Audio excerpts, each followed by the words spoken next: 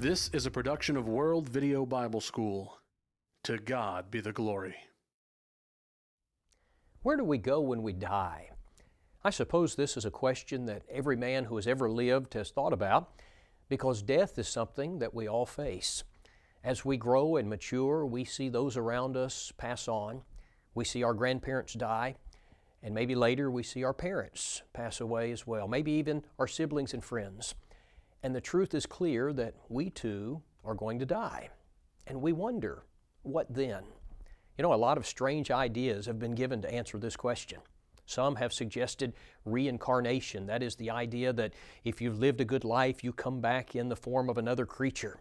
Some have the idea of a ghost, and they have the idea that you come back as a spirit and you live in the house where you used to dwell. Some have the idea of purgatory. That is, you go to a place of punishment until you've paid your debt and then you can move on from there. And of course, many people have the idea that you just cease to exist. That is, when you breathe your last breath, that there will be no more conscious existence. But you know, as a Christian, I don't have to engage in a guessing game. I don't have to buy into superstitions or myths, because I can know the answers to the questions, not only where I came from, but also where I'm going. In this lesson, we're going to trace the journey of the human soul, and we're going to let the Bible answer for us, where do we go when we die? Now, the journey of the human soul doesn't actually begin on this earth. It begins in heaven. I want you to listen to Ecclesiastes chapter 12 and verse 7. This is a verse we oftentimes use to discuss death, but I want you to listen particularly to the end of the verse. Then shall the dust return to the earth as it was, and the spirit shall return unto God who gave it. Hebrews chapter 12 and verse 9 calls God the Father of spirits. And so the spirit originally comes from heaven. It comes from God. And so at the point of conception, when the egg meets the sperm and a human life is created, God places a soul, He places a spirit into that new body. You know, the mother and the father give that child his physical characteristics, but they don't give him his soul. God does that. Genesis chapter 1 and verse 26, God said, let us, that is the Godhead, let us make man in our image, after our likeness. Now, what does that mean to be made in the image of God? Primarily, that has reference to the soul of man. He is a being who will now live on for eternity. And so, when a human is conceived, God makes him in the image of God by placing a soul into him. Now, animals don't have that. We are far superior to the animals in that way.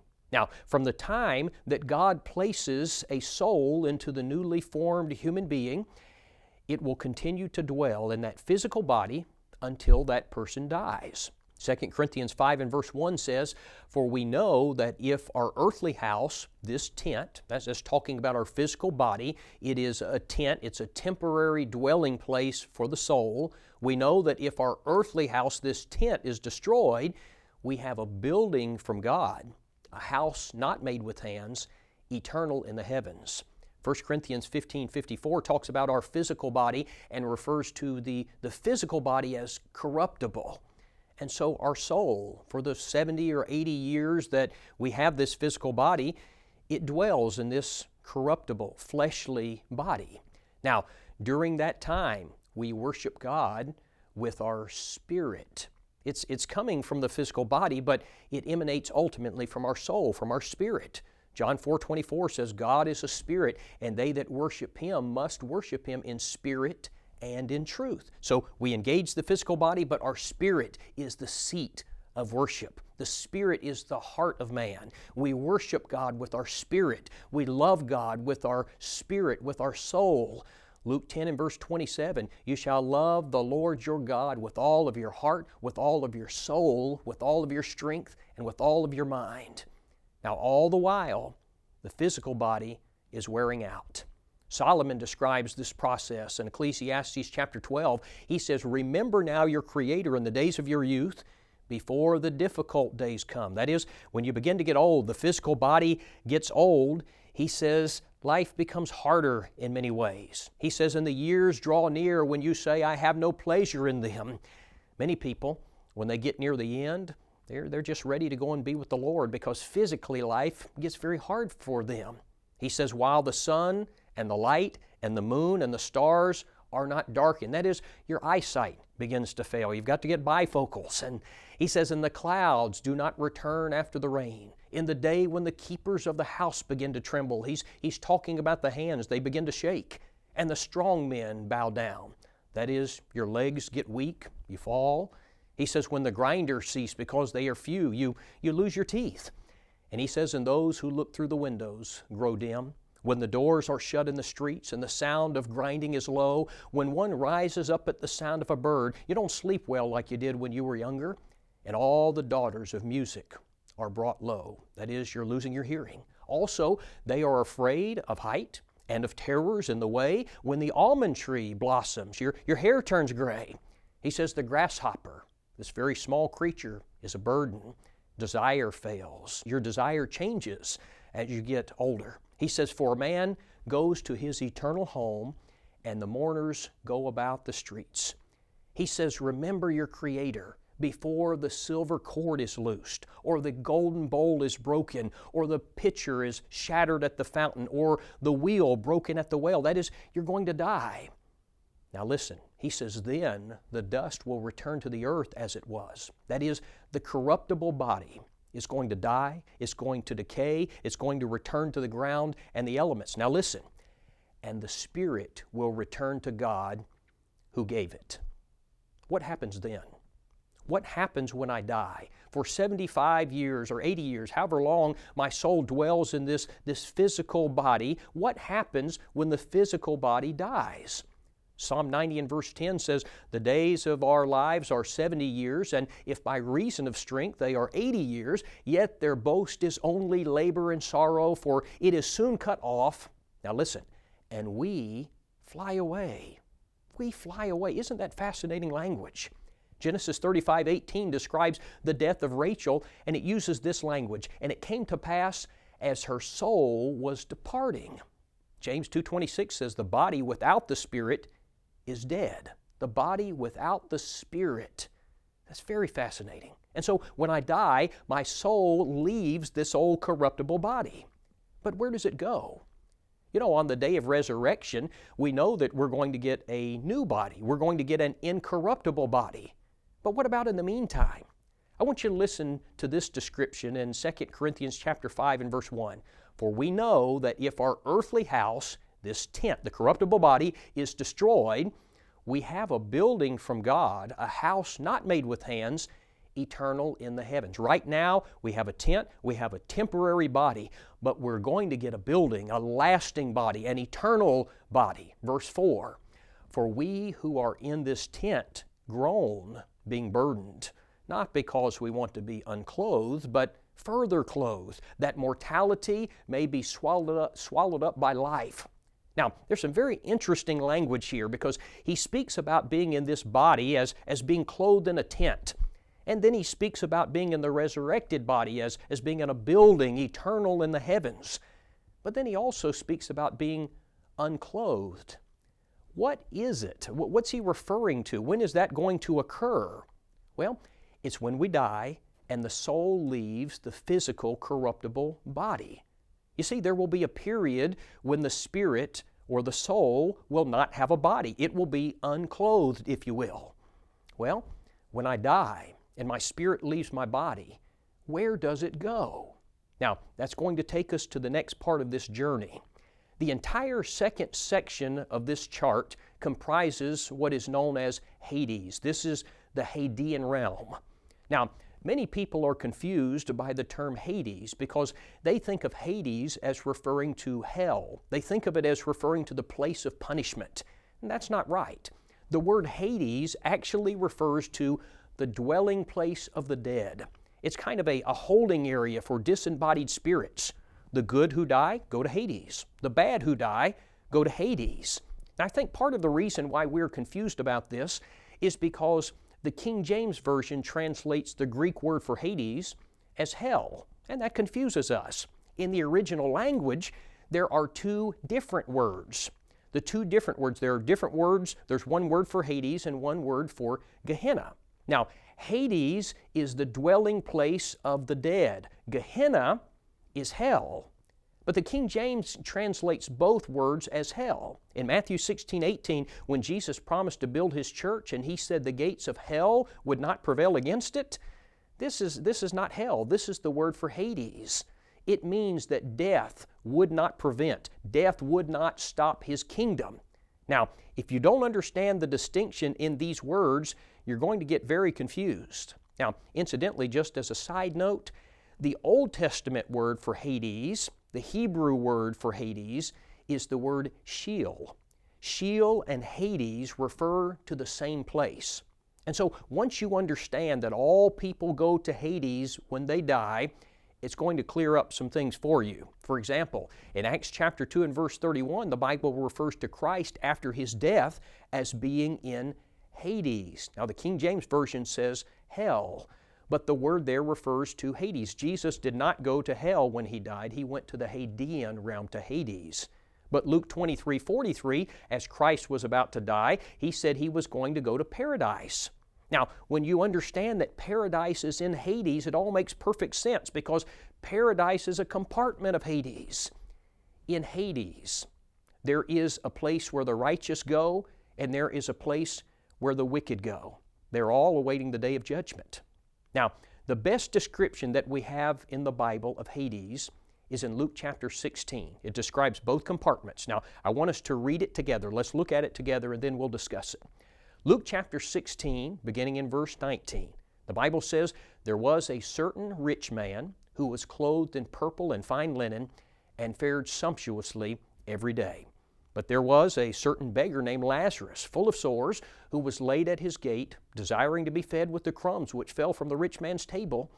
Moreover, the dogs came and licked his sores. So it was that the beggar died and was carried by the angels to Abraham's bosom. The rich man also died and was buried, and being in torments, in Hades." Now the King James uses the word hell. It says that he was in hell, but that's not right. The New King James correctly says that he was in Hades. Being in Hades, he lifted up his eyes, and he saw Abraham afar off, and Lazarus in his bosom. And then he cried, "Father Abraham, have mercy on me, and send Lazarus, that he may dip the tip of his finger in water and cool my tongue, for I am tormented in this flame." But Abraham said, "Son, remember that in your lifetime you received your good things, and likewise Lazarus evil things. But now he is comforted and you are tormented. And besides all of this, between us and you there is a great gulf fixed, so that those who want to pass from here to you cannot, nor can those from there pass to us." Now, I want us first to look at this place where Lazarus was taken. We're told that when Lazarus died, he was carried by angels to Abraham's bosom. Now, this is the compartment of Hades where the righteous go to await judgment. It's the place known as paradise. This is the same place that Christ promised the thief on the cross that he would go. Remember, he said in Luke 23:43, "Assuredly I say to you that you will be with me in paradise." In Luke 16:25, the Bible tells us that in this place, the righteous are comforted. In fact, if you study the background, the etymology of the word paradise, it carries with it the idea of a pleasure garden. Now, the opposite compartment of Hades is where the rich man went. This place is a place of torment. Now, this section of Hades is called Tartarus in the original Greek. Peter uses this word in 2 Peter 2 and verse 4 when he said, "For if God spared not the angels that sinned, but cast them down to Tartarus and delivered them into chains of darkness to be reserved unto judgment." They are waiting for the judgment day. Now, this place is described for us in Luke 16, verses 22 and 23, this way. Verse 22 says, "The rich man also died and was buried." Verse 23, listen to this, "And in hell," the King James says hell, the word is Hades, "and in Hades he lift up his eyes, being in torments." Now, normally when I teach on this subject, I would spend some time here talking about the misery and the suffering of this place. And we could spend an entire lesson just on that subject. But for now, let's briefly observe that this rich man in torment is burning in fire. He is crying out for mercy. He's begging for mercy. He believes that a mere drop of water would bring him at least a moment's relief. And I want you to appreciate with me that every person from the beginning of this world until now, every person who has died lost in the eyes of God is in this place. Many of them have been there for thousands of years, many just for minutes, some for seconds. But they're there and they're suffering. Now, another observation that I want us to notice is the fact that there is consciousness in the Hadean realm. You know, there is a doctrine taught by some in the religious world called soul sleeping. And soul sleeping suggests that when a person dies, that he goes into a state of unconsciousness and he ceases to be aware. But this passage, as well as others, teach us that after death, men are very much aware of what's going on. The rich man's crying in pain. Lazarus is comforted. You know, Psalm 116 and verse 15 says, "Precious in the sight of the Lord is the death of His saints." Friends, I don't believe that refers to them slipping into a state of unconsciousness. That doesn't make any sense to me. You know, I taught on this subject on one occasion, and a gentleman came to me afterwards and he said, "Don, that was a great lesson." He said, "But you need to read this particular passage because you're wrong about there being consciousness in the Hadean realm." And he handed me a piece of paper. Well, I unfolded it and I looked at it. It was Ecclesiastes chapter 9 and verse 5, where the Bible says, "The dead know not anything." The dead know not anything. But you know, he was misinterpreting that verse because he was pulling it out of context. In fact, if you will look at the next verse in Ecclesiastes chapter 9, verse number 6 uses that phrase again, "under the sun." Again, it's used in verse 3, it's used in verse 9, it's used in verse 13. And the context of this passage is things going on in this world, things under the sun, the things on this earth. And the point of the passage is that when you die and you go to paradise or torment, you are no longer aware of what's taking place on this earth. Now, to prove that, in 2 Chronicles chapter 34, King Josiah was told by God that God was going to bring punishment upon Jerusalem for their sins, but that he was going to die and he was not going to see it happen. Now, I want you to listen to the language in verse number 28. He said, "Surely I will gather you unto your fathers." That is, you're going to die. "You shall be gathered to your grave in peace, and your eyes shall not see all the calamity that I will bring on this place and its inhabitants." Now, what's the point? He will have died. He will have gone to the Hadean realm, so he was not going to see what was going to take place on this earth. The dead know not anything with regard to what's going on back here. Now, one final thing that I want you to notice about the Hadean realm. You notice that on the chart that between paradise and torment, there's a green line and it has the words great gulf. That's because Luke 16:26 says that there is a divide. There is a great gulf fixed so that no one can pass from one side to the other. Once you are in paradise, you are there to stay until the day of judgment. Once you are there in torment, you are there to stay until the day of judgment. And so that means every person who has ever died unfaithful in the eyes of God is still there.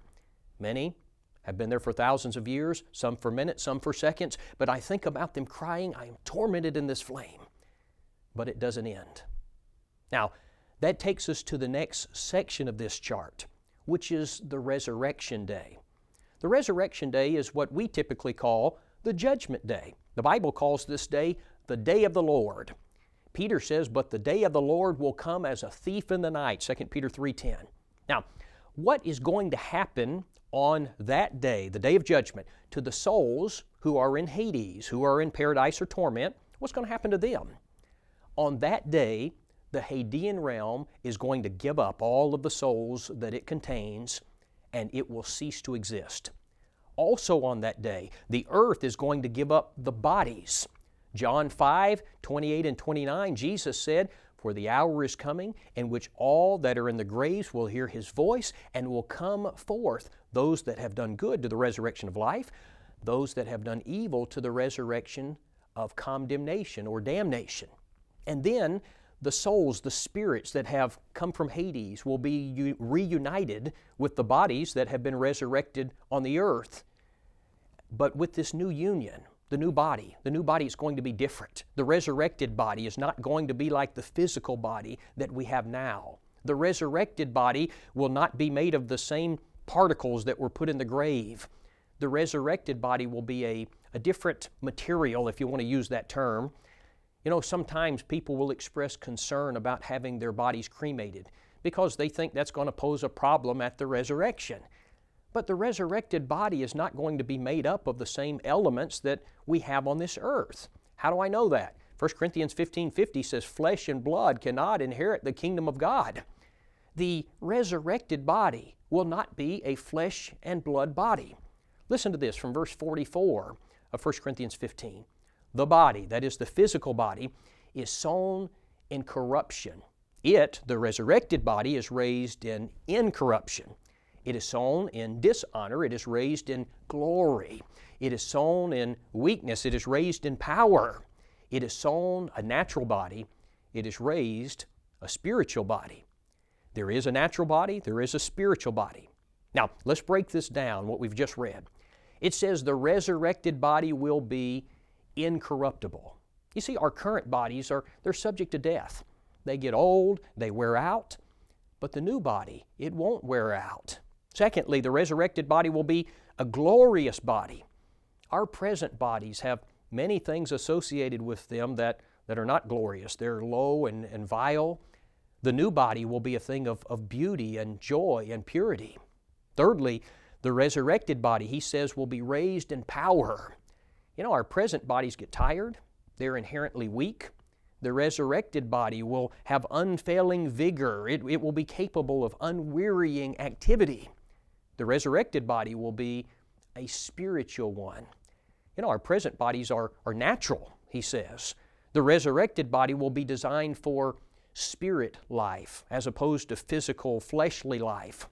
So the day of judgment is going to be a resurrection day. It's the day that Hades will be destroyed. It's the day that we will get our resurrected, new, incorruptible, spiritual bodies. Now, with that in mind, listen to 1 Corinthians 15, 54 and 55. So when this corruptible has put on incorruption, and this mortal has put on immortality, then shall be brought to pass the saying that is written, Death is swallowed up in victory. O death, where is your sting? O Hades, where is your victory? Death and Hades will be overcome on that day. In other words, the physical grave and the temporary abode of the dead, the Hadean realm, will both come to an end on the day of judgment. You say, well, what about those of us who are still living when the judgment day comes? 1 Corinthians 15:52 says, In a moment, in the twinkling of an eye, at the last trump, the dead shall be raised incorruptible, and we shall be changed. And so the living also will be changed into an incorruptible body, and then will be gathered before the throne of God. After both the good and the bad have received a resurrected body, we will stand before the throne of Christ, and we will be judged. Matthew 25 and verse 32 says, And the nations will be gathered before Him, and He shall separate them one from another, as a shepherd divides his sheep from the goats. And all humanity, friends, all humanity will be there. On that day, the rich man and Lazarus will stand before God to receive their eternal judgment. Abraham, Isaac, and Jacob will be there. Ahab, Jezebel, and Judas will be there. Romans 14:12 says, So then every one of us shall give an account of himself to God. 2 Corinthians 5:10 says, For we must all appear before the judgment seat of Christ, that every one may receive the things done in his body according to that which he hath done, whether it be good or bad. You know, sometimes people will ask, well, what is the point of the judgment? If people have already been in paradise or torment, it seems like they've kind of already been judged. But you see, the judgment day is not a day in which God has to make a judgment call. It's not like God has to weigh the facts and the figures and figure out who is saved and who is lost. He knows that at the very moment that you die. In fact, He knows before you die where you will be eternally. Judgment Day isn't a trial like we might think of. In fact, you might call it the pronouncement of Judgment Day. It's the sentencing day. It's the day that God states the reasons why you were lost or saved. And then He pronounces your eternal sentence or reward. Now somebody says, but you know what, it seems rather unnecessary. Since the righteous and the wicked already know where they will spend their eternities, it seems unnecessary. Friends, let me suggest to you that the Judgment Day is necessary for several reasons. Number one, those who are still living, they haven't been assigned punishment or bliss, and so it's necessary for them. Number two, righteousness must be displayed. Now listen to me. The last time that the world saw Christ, He was dying as a criminal. Remember, He was only seen by His followers after His resurrection. But on the day of judgment, every eye will see Him as the righteous judge. Number three, the Judgment Day is necessary because it will be a day of exposure. The reasons why a man is lost will be stated. The reasons why a man is saved will be heralded. Number four, it is the day when death is finally defeated. You know, for years, I wondered about the meaning of 1 Corinthians 15:26. It says, the last enemy that will be destroyed is death. And I thought to myself, you know, hasn't Christ already defeated death?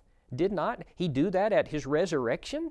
And so I was puzzled about this. But listen to the context. Verse number 24. Then comes the end when He delivers the kingdom to God the Father, when He puts an end to all rule and all authority and power, for He must reign until He has put all enemies under His feet.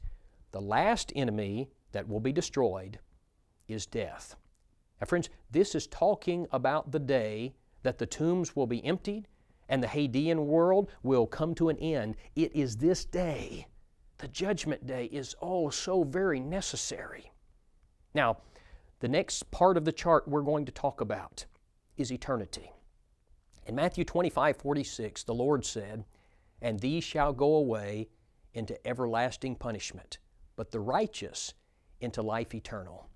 You know, man has been created in the image of God and thus has been given an eternal soul, and that soul will never cease to exist.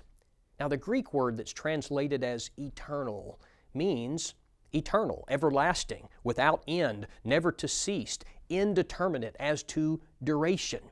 Now, you'll see in the chart there are two alternatives as to where we will spend eternity. One is a place of eternal bliss. That's the destination of the faithful. It's heaven. And to them the King will say on the day of judgment, "Come, you blessed of my Father, inherit the kingdom prepared for you from the foundation of the world." Matthew 25:46, He calls this place life eternal. Now, the other destination is a place of eternal torment. It's hell. It's described in Revelation 21:8 as the lake which burns with fire and brimstone, which is the second death. It's the place the Lord has in mind in the judgment scene in Matthew 25, where He says to the sinners, "And these shall go away into everlasting punishment." How long then is the punishment in hell going to last? Is the punishment in hell going to be temporary, or are people just going to burn up and cease to exist? No, the Bible says it's going to last eternally. It's going to be everlasting. Revelation 14:11 says, "And the smoke of their torment ascends forever and ever, and they have no rest, day or night." Friends, I can't imagine anything more terrifying than that. You know, the man who dies and goes to hell, he has tomorrow and the next day and the next year and the next 100 years and a million years from now, he will still be suffering and burning and continuing to exist. Each day that passes, he's no closer to the end. Now, you know, we're speaking rather accommodatively because there is no time in eternity. He will simply be suffering forever. The soul of man enters the physical body at the point of conception, and at death, it goes into Hades, where it remains as a spirit until the day of resurrection. On that day, It reunites with the body, the new incorruptible body, and then that soul and the new body will spend eternity in heaven or hell. Now, we've been discussing the future of our souls, but let's bring the discussion back home to where you and I live. If you go back to the beginning of the chart, you will notice that on the earth there are two categories, the saved and the lost. And everyone on earth fits into one of these two categories. You'll also notice that the saved and the lost are traveling on different pathways. Notice that for the saved, for the righteous, the pathway representing death is very narrow. Now that's because Matthew 7:14 says, "Straight is the gate and narrow is the way that leads to life, and few there be that find it." Notice also that for the lost, their pathway for death is wide. And that's because Matthew 7:13 says, "Wide is the gate and broad is the way that leads to destruction, and there are many who go in by it." And perhaps the most important thing to notice is that after death, the saved and the lost end up in different locations. And friends, where you will go when you die depends on where you are heading while you're alive. Every person alive today is on one of two paths. It is either the narrow path that leads to heaven, or it is the wide path that leads to hell. If you died today, what does eternity hold for you? If you died in the next few moments, where would you be when you opened your eyes? What would you see? Seconds from now, what would you see? Would it be angels carrying you to paradise, or would you lift up your eyes being in torment?